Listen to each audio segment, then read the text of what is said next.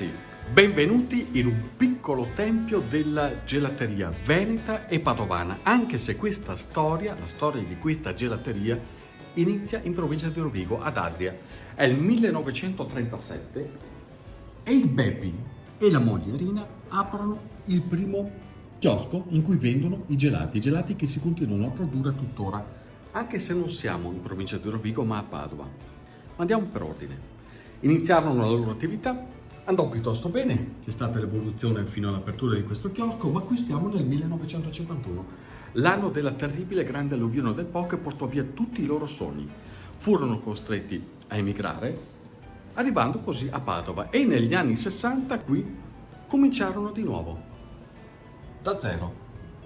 Queste sono foto realizzate proprio all'inizio della loro avventura padovana, ed è un'avventura che continua tuttora, portata avanti dai discendenti, ovvero dai nipoti Jacopo e Nicolò. Sono loro che hanno raccolto il testimone di quella passione che arrivava dalla provincia di Rovigo e che oggi ha fatto di questa gelateria uno dei riferimenti più importanti per tutta la città. Laboratorio oggi cosa propone di buono? Allora, oggi facciamo 3 proposte per te, 3 inni alla primavera, perché sono dei gelati che facciamo normalmente in periodo primaverile. Innanzitutto un gelato che facciamo sempre per il periodo pasquale e post pasquale è il gelato al fior d'arancio con la ricotta di bufala, quindi è una ricotta di bufala che compriamo qui a chilometro zero dal caseificio Scacco di Piove di Sacco, e la lavoriamo con la miscela del fior di latte, quindi è un classico gelato di ricotta ma di bufala, leggermente salato per estrarne più il gusto, e poi lo andiamo a variegare con una composta fatta di bucce d'arancia biologiche che mettiamo via a candire noi a freddo, quindi una canditura più lunga, però che conserva il gusto del frutto fresco.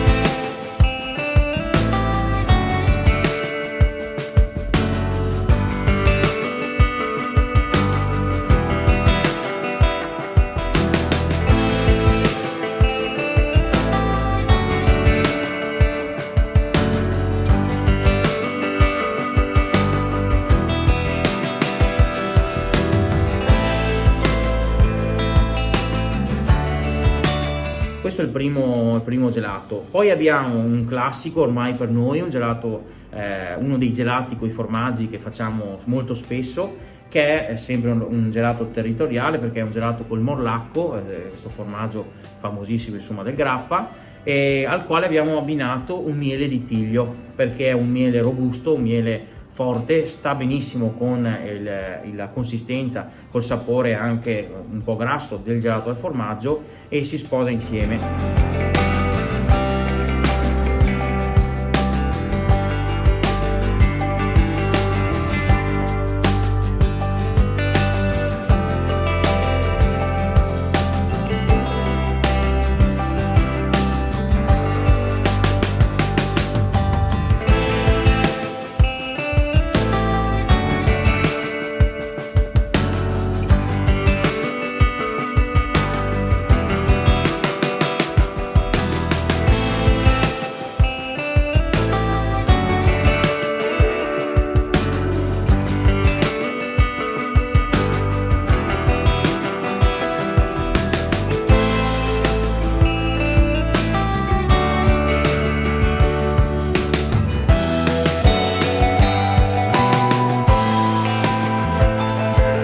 E poi chiaramente il gelato del periodo di adesso è il gelato alla fragola, quindi un sorbetto di fragola con fragole biologiche.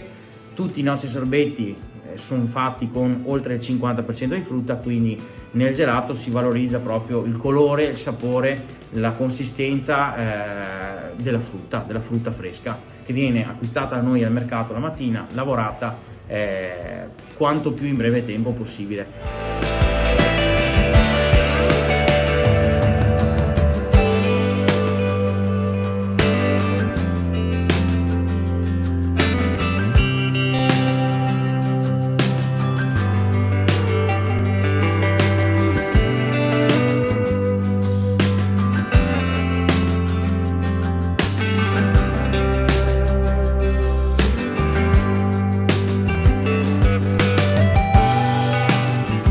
Fare i gelati non è una passeggiata, anche perché questo non è un settore fermo ma in continua evoluzione.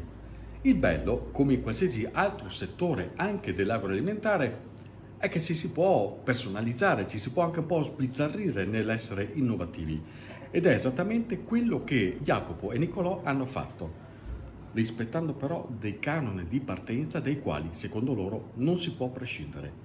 E sono quelli che ancora li guidano nel realizzare i tantissimi gusti che nascono qui. Quanto è cambiato il vostro modo di fare gelato in tutti questi anni? Allora, le ricettazioni sono sempre le stesse, quindi cerchiamo di rispettare una filosofia di prodotto a etichetta pulita, quando più possibile accedere a produttori, servizi di produttori, agricoltori di prodotti locali. Quello che è cambiato chiaramente è intanto la ricerca della materia prima, perché adesso ai tempi moderni abbiamo più disponibilità di accesso a materie prime da tutte parti del mondo, e poi abbiamo cercato di investire in tecnologia, in macchinari che ci permettessero di lavorare un prodotto in maniera unica. A nostro avviso la filosofia Beppi è sempre quella di meno e meglio, quindi un gelato con ingredienti base freschi, quindi il latte fresco, meglio se bio, la panna fresca, per i prodotti a base l'uovo fresco, la frutta fresca, lavorato, altra cosa, tutte le ingredientistiche lavorate quanto più prima possibile. I tempi ovviamente sono cambiati, la tecnologia è aumentata, le metodiche di produzione sono cambiate. Ciò che qui dentro non è mai mutato, tuttavia, è la filosofia di base, la genuinità degli ingredienti, la provenienza per quanto più possibile dal territorio, tempi di lavorazione che sembrano diventare anche antieconomici rispetto alla logica della grande commerciabilità. Come si fa a resistere? E soprattutto, come si fa a far capire una filosofia come questa in cui per forza sei costretti a spendere qualcosa di più pur di avere una cosa buona? Innanzitutto, come si fa a resistere? Io penso che se il cliente, specialmente in questi periodi in cui ha un portafoglio di spesa magari ridotto, preferisca puntare a mangiare un po' meno e a spendere qualcosa in più per mangiare qualcosa di qualità, magari anche superiore.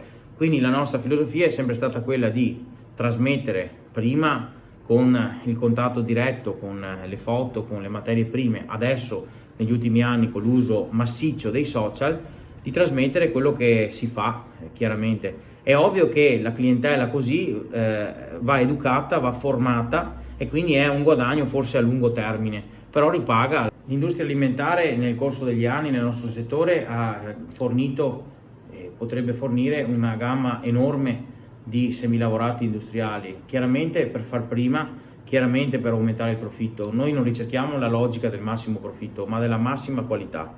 E quanto costa questo? Costa lavorare come lavoriamo noi, chiaramente costa fatica, costa impegno, costa tempo, tutto costa, nessun lavoro a mio avviso si crea dal nulla. Chiaramente svegliarsi alle 4 di mattina, andare al mercato, andare dai produttori, ricercare materie prime in tutta Italia e all'estero, a noi costa tempo, però la soddisfazione più grande, e questo non lo dico per enfasi ma è la pura verità, è il fatto di vedere la clientela che poi viene da 3 generazioni, che apprezza un prodotto fatto volutamente in maniera differente. È un percorso che uno deve sentire dentro, perché lavorare così non ci sono scuole che te lo insegnano, o la motivazione non viene da un fattore esterno, uno la deve trovare al suo interno. Credo che i nostri nonni, chiaramente con l'impegno, con anche le difficoltà che hanno avuto, e la guerra prima e l'alluvione dopo, e nel voler sempre però continuare questo lavoro, questo mestiere del gelato, sì, un po' l'abbiano trasferito nel DNA anche a noi, insomma, perché questo io ogni volta che entro qui dentro il laboratorio lo sento dentro. Io dico sempre che il futuro sta nelle tradizioni, ma conoscendo storie come quella di Jacopo e di Nicolò, io credo che stia soprattutto nei ricordi, guardando le radici che si possono gettare le basi per guardare avanti anche con speranza. E c'è una cosa che mi fa venire la pelle d'oca ascoltando Jacopo, ed è un ricordo di una persona che per lui è stata veramente speciale, ed era la nonna Rina, la stessa che lo ha allevato anche qui dentro, insieme alla mamma ovviamente, ed è la stessa che lo guarda ancora. Cosa diresti ai tuoi nonni? Direi quello che ho scritto sui social al compleanno di mia nonna qualche qualche giorno fa. Spero che guardandoci da lassù, non so dove siano, almeno di meritare un po' di quello che ho, perché se ho tutto quello che ho, sia io che mio fratello, lo devo a loro, a questo mestiere. Spero, almeno lavorando tutti i giorni come stiamo lavorando, impegnandoci sempre su ogni cosa, almeno di meritarmi un po' quello che loro hanno fatto per noi, sia i miei nonni che i miei genitori, chiaramente. Emozionante questo. Questa sì, mi hai un po' beccato sul vivo, sulla nonna. Chi era la nonna per te? Mia nonna è una grande persona, ci ha allevato insomma tutti e due, perché mia nonna è sempre stata qua, i miei genitori lavoravano sempre in negozio, quindi siamo cresciuti di là in laboratorio con lo sgabellino davanti alle macchine da gelato. Chiaramente quello che posso dire è la prima cosa che mi ricordo è la devozione per questo lavoro qua, perché ha lavorato fino a 88 anni mia nonna, e poi non potendo più camminare, dall'alto qui davanti del condominio ogni sera quando chiudevamo ci faceva ciao con la mano. Queste sono emozioni che mi ricorderò a vita, sia io che mio fratello siamo stati sempre legatissimi a lei. Cos'è il gelato per te? Allora, intanto è felicità, perché quando sono in laboratorio sono contento, mi diverto, e poi vedere appunto che dai un sorriso, specie in questi periodi, alle persone è impagabile. Il gelato è tanta fatica, perché comunque c'è tanto lavoro, tanto impegno dietro, però la fatica viene sempre dopo alla soddisfazione, perché più che il prodotto finito, la cosa bella è ricercare gli ingredienti, andare a trovare il produttore, l'agricoltore, la materia prima, magari la chicca del periodo, dopo trasformarla in gelato, insomma, e dopo sicuramente mangiarlo, perché lo mangio quando sono nato. Quando esci da qua guardi in alto? Guardo sempre in alto la mia nonna, sì, quello sì, non me la potrò mai dimenticare. Perfetto, tastare un'ultima chicca, Jacopo. Certo. Cosa? Gelato con i petali di rosa. Ah, come hai voluto dirmi che questo gelato è fatto con i fiori? Certo, ho costruito che sia fatto. Eccoli qua, boccioli di rosa essiccati messi al bagno. E va qua dentro? Certo. Allora lo tasto? Certo che sei bravo. Comunque sono io in bicicletta a Verona. E tu hai visto? Ho visto a bici fuori. Sempre me, sempre in bicicletta, da Verona a Padova. Meno male, perché ho appena visto una macchina targa Verona che portava via il carro attrezzi. Ma porca!